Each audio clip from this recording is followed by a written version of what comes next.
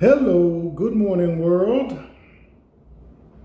This is Sideshow. I'm Theodore Parker, and today is Tuesday, January 27th.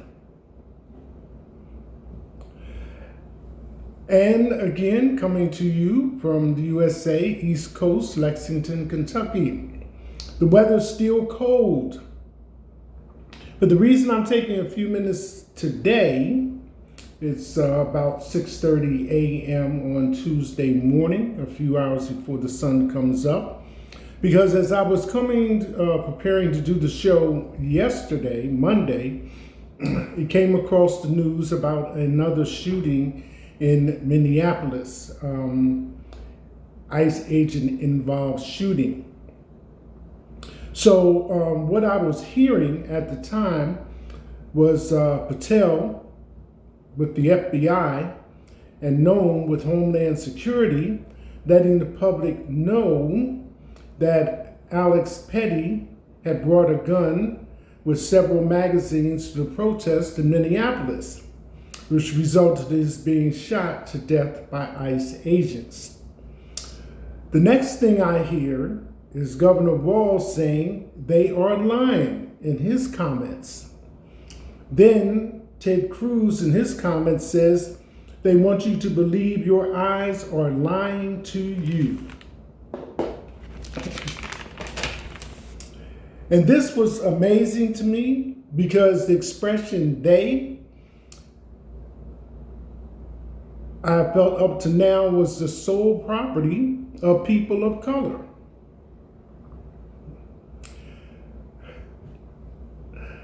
I also heard the word veteran in the conversation, so I wanted to know if the person was indeed a veteran.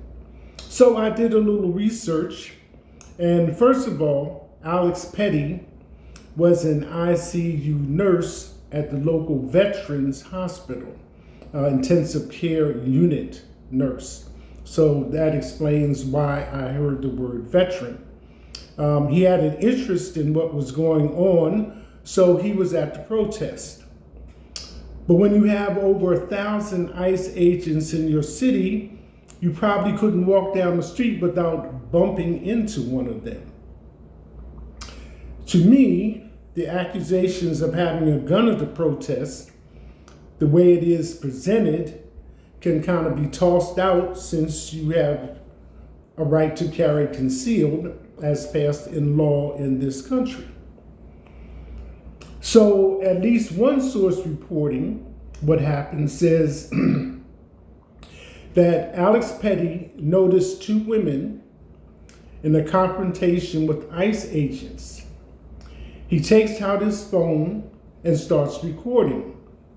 Other ICE agents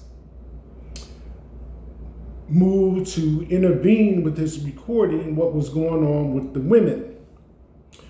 The agents forced him to the ground. The gun he is carrying is holstered in the waistband of his trousers in the small of his back. One ICE agent sees the weapon and says, "Gun, gun, gun," pulls his weapon and fires.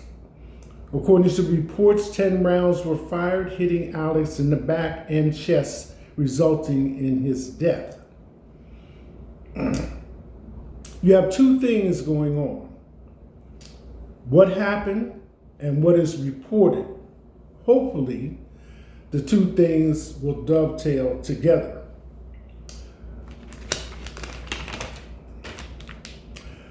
If the agent had said, "Fellas, guys, he has a gun in his waistband, secure the weapon," it would have reflected a different attitude. And most importantly, Alex might still be alive today. When I checked to see if Alex Petty was a veteran, I found another article that posed a question to people and invited them to post their response. Here's one comment from that article about what happened. It's from Reddit Fed News 2 days ago. Timeline, how the shooting of Alex Jeffrey Petty unfolded. So one response reads this way. The part I want to understand is why the first ICE agent unholsters and then shoots. I think he unholstered when whoever starts saying gun, gun, gun. And that in itself for a trained law enforcement officer, whatever agency or department they are with, is like a whole paragraph of information. First part of it being active shooter, and then whatever follows after that. But as you can see in this article, the one ICE agent easily gets the gun, and that agent begins to move away from the group. And there are multiple videos posted now, since it's a few days have gone by. And Alex was already prone on the ground, spread eagle, I think the expression is. So anyway, the article continues. But as you can see in this article, the one agent easily gets the gun, and that agent begins to move away from the group. It's at about the same moment the first shooter fires into the civilian's back. Is he tunnel visioned on the gun and doesn't realize it's his own fellow agent moving the gun? Is it accidental? From there, I at least get what happens. The civilian tries to stand as a reflex to being struck with the first shot, and the original ICE shooter responds with 2 or 3 more shots. The civilian goes down. At this point, a second psychopath ICE agent decides to shoot 5+ shots into the civilian laying unmoving on the ground. All tragic. Hope to all that it is right in the world. This one is cut and dry enough for something to happen here to hold those ICE agents to account. Can't be shooting people in the back as or after they are uneventfully disarmed.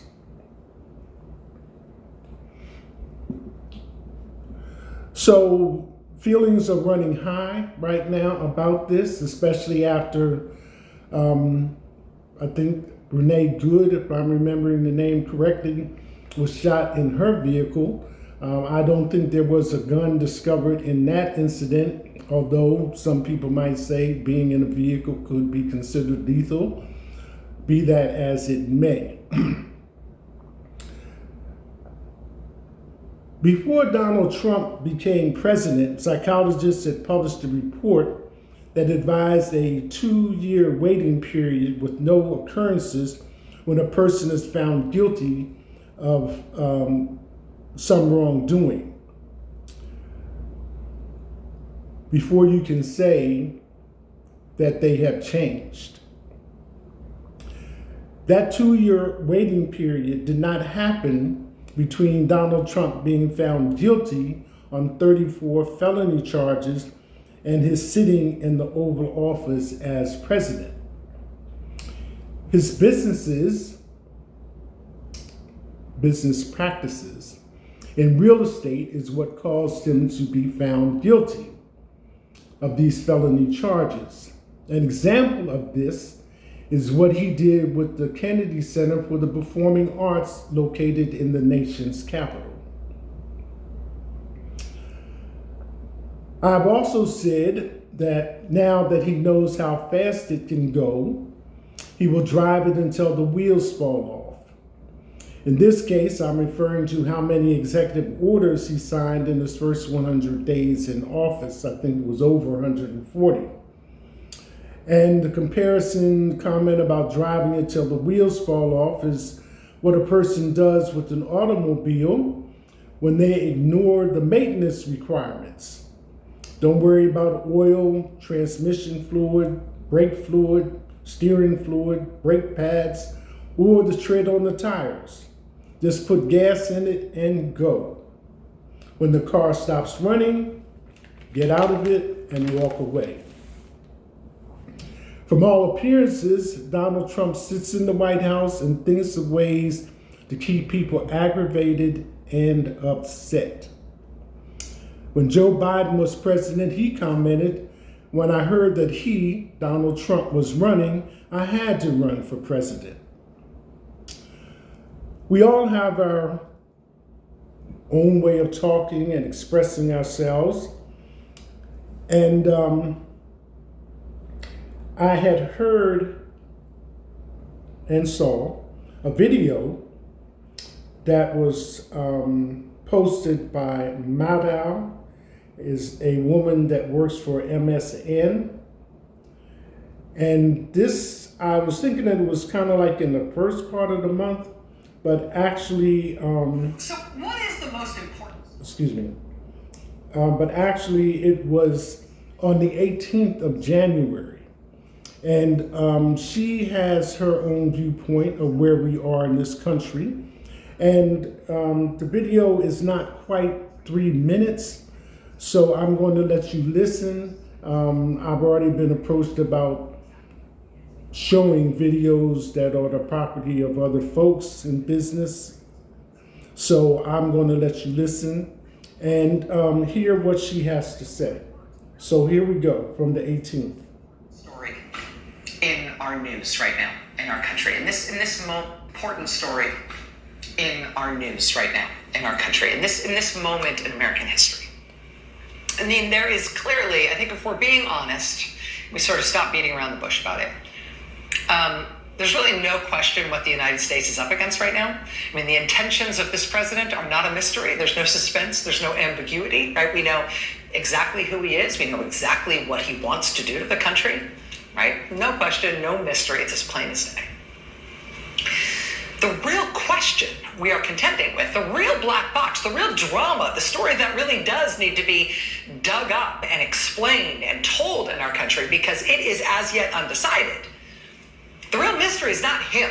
We know him. We know what he wants and what he's trying to do. The real mystery is, will he succeed? Will he get what he wants? And the answer to that will not be found by looking at him or by watching his actions. The answer to that question will come from the people of this country. The most important story of our time is this one. What is this country going to allow him to do? This is an attempted authoritarian overthrow of the United States Constitution and the U.S. government, the attempted imposition of a dictatorial regime. That is clear. That is unambiguous. I think it is unquestioned. I think there are very few people on any side of American politics who would contend with that. The question is whether it will work. And the way we will find out whether or not it's going to work is not going to be something that happens in the White House. It's going to be something that happens in the streets and in the courts and in the states and in Congress and in every other place that people are trying to say no. The strength of the movement against him is what will determine our fate as a country. And what we are seeing over and over again in what I believe is the most important story in the country, what we are seeing over and over again is that protesting against him works. That he wants to seem strong, but he is not that strong. Organizing against him works. Fighting him in court works. Pushing back works. Protesting in the streets works. And so Marcelo is free in Milford, Massachusetts, and Carol is free in Missouri, and the 4-year-old girl in Bakersfield, California is free and alive. And in Albuquerque, the movement to keep Antonio here means that Antonio is still here. And none of these things are instant, right? And they don't always work. But pushback is the only thing that ever does work. So what is the most important story? So, Madal, MSN.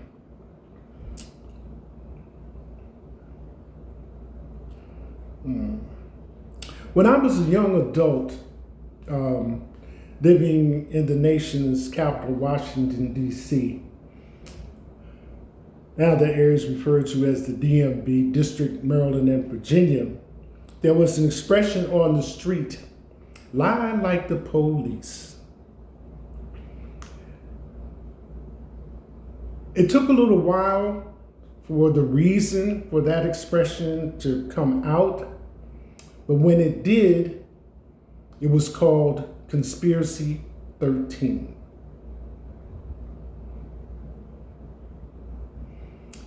That's it. Hashtag